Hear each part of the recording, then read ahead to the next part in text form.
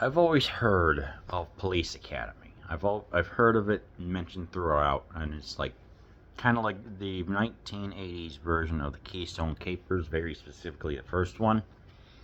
I've never given a thought to it. I've never even considered it until I was like, okay, what the heck is this all about? 7 freaking movies, and I did some research, and so it's a comedy, obviously.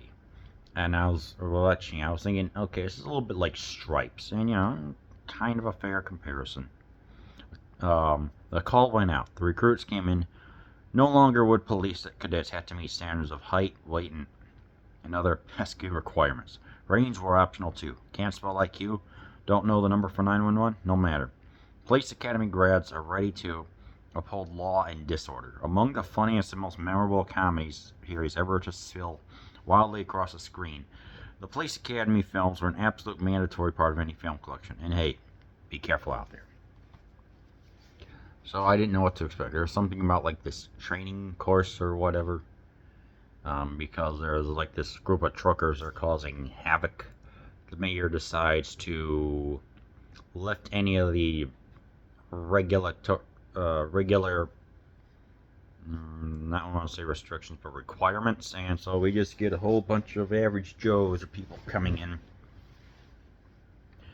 And I'm thinking, okay, this is going to be interesting. So what happens? Well, we get we get ones that are competent and the ones that are just like, how did you even pass or whatever? Just so obviously, with this being a comedy, we have some of the characters. You have Bubba Smith, a football player with a mustache, who is going pretty good. Whose height and intimidation works. We have this one lady who during like she is there. She gets her moment during like saying, "Hey, during like the freeze scene, your voice has to carry intimidation and stuff like that." But hers is just so high high pitched and everything. She almost sounds like it's ineffective.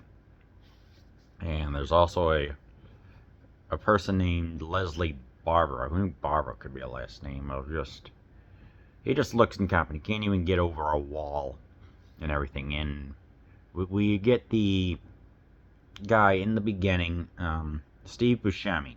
Yeah, Steve Buscemi, who's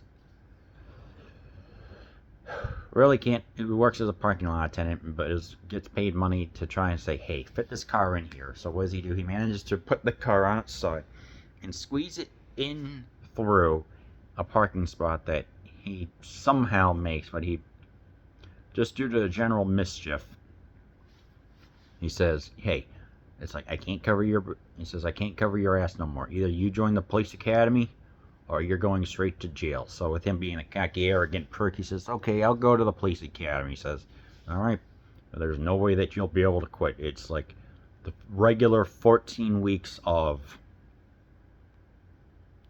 training and everything else. It's like you will not survive, boy," or something like that. So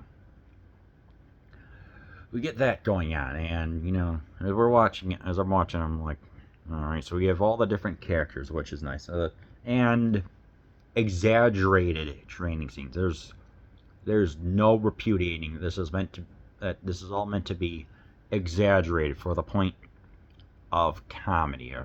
Obviously, like them running and especially one of the more infamous parts is the Blue Oyster. Not Blue Oyster Cult, but a bar known as the Blue Oyster.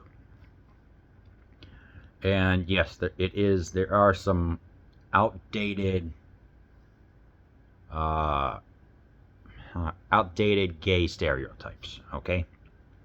I like the music in it. It's like you have all these bikers with the mustaches and the leather and everything else where they're all gay. And it's just there for a punchline, and I don't know. It's like, and they get the dancing and everything, so then it's contrasted with another bar where there's like an actual hootenanny. That's what we don't hear often going on.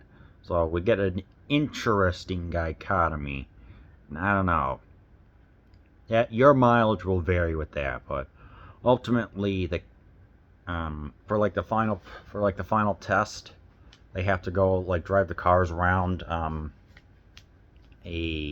like the testing around the cars. You have to weave in between the cones and stop and everything else.